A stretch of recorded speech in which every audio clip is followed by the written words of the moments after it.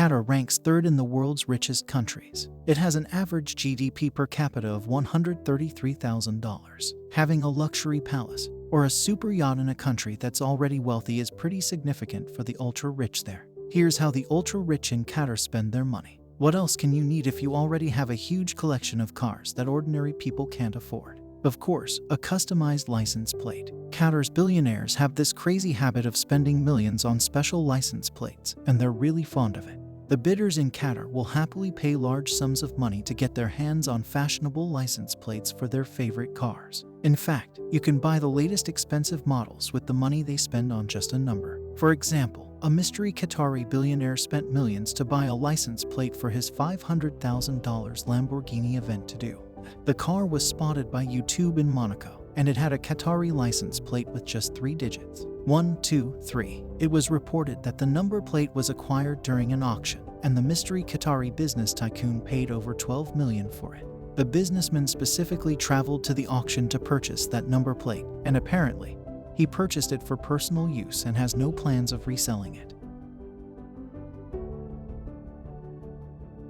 Weddings are always pretty expensive, but exciting events in most countries. They're widely celebrated, but the number of guests typically stay between 150 and 2. It's pretty hard to add more people, right? Even if you count all your relatives, friends, and colleagues, it'd still be hard for you to organize something bigger, but not in Qatar. The ultra-rich arranged wedding events that can only be described as grandiose, and the number of guests invited are just mind-blowing. The events last for more than a week, and the guests are taken to different breathtaking destinations. Obviously, the Qatari elite employ their private Boeing planes for transport. These events are literally a matter of pride for these billionaires as they spare no expense on the decorations, entertainment, and food for the guests. In fact, you could easily organize multiple regular weddings with the same budget that an average Qatari billionaire spends on his daughter's wedding. In 2012, the Qatari business tycoon Ali Al Faran spent millions on the big day of his daughter New Alpha. Well, it's understandable that these billionaires want the best for their daughters, but just imagine all the other important things they could have done with the money. Still, you can't deny that they're also very generous. They don't spare any expense on weddings as traditions are deemed very important in that part of the world. It's no secret that Arabs have an undying love for horses, and they have excellent knowledge about them.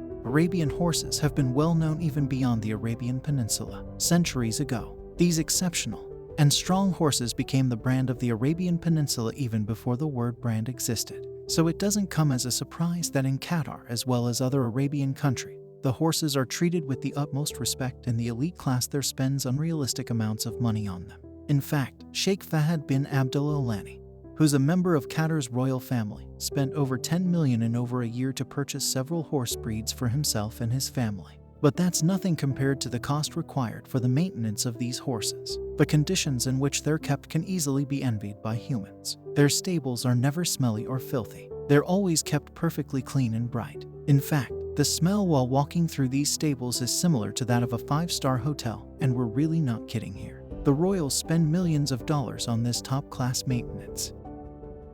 Cars are now just old-fashioned for Qatar's ultra-rich, who are blindly spending hundreds of millions on super yachts. One such example is the Al super yacht owned by Sheikh Tam Mohammed. Priced at $500 million, it literally puts the super in the super yacht. Previously known as Project Jupiter is now named after Qatar's beautiful city. What's even more interesting is the yacht has a length of 123 meters, which is just 1 meter shorter than the super yacht Qatar owned by Tam's father. It seems like Sheikh Tam designed his yacht 1 meter shorter out of respect for his father. But 1 meter doesn't really matter. When you have a huge beam of 75 feet, that's comfortable enough to easily accommodate over 36 guests and 56 crew members. It's been divided into 6 luxurious decks that can be accessed through elevators. We can't talk about a super yacht without mentioning the infinity pools. Apparently, a Lusail has not just one, but multiple swimming pools. Though we don't know the exact number beside this, it also boasts a number of lavish amenities such as the presence of a well-equipped gym and a beauty salon.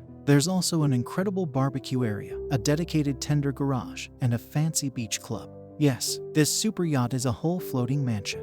When the Amir has to receive his famous and VIP guests, he doesn't even have to worry if there's a helicopter landing pad. The yacht weighs over 8,489 tons, and they might be thinking it would take very long for the yacht to cover smaller distances due to its mighty weight. But to burst your bubble, this super yacht can reach a top speed of 16 knots despite its massive.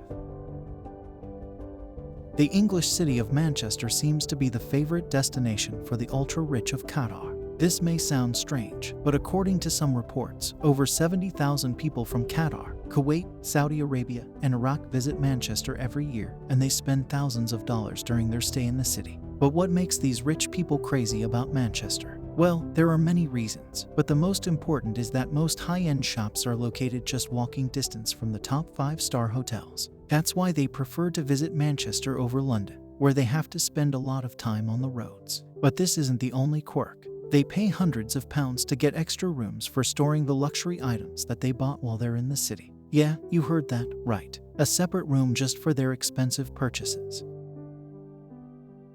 It looks like the ultra-rich of Qatar are tired of investing in those little mansions that most of them are now moving toward purchasing islands to add to their real estate portfolio. One of these individuals is the Emir of Qatar, who spent over $9 million on 6 idyllic Greece islands in the blink of an eye in 2013.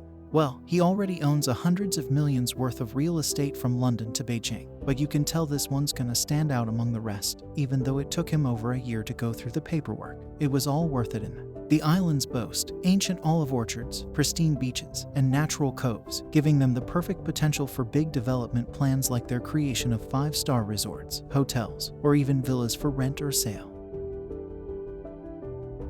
Well, that's a wrap for this video. Which part about the luxurious lifestyle of Qatar's elite shocked you the most? Let us know in the comments below. That's all we have for you today. Don't forget to like, share, and subscribe so you don't miss an upload and you can enjoy the excellent content I send your way.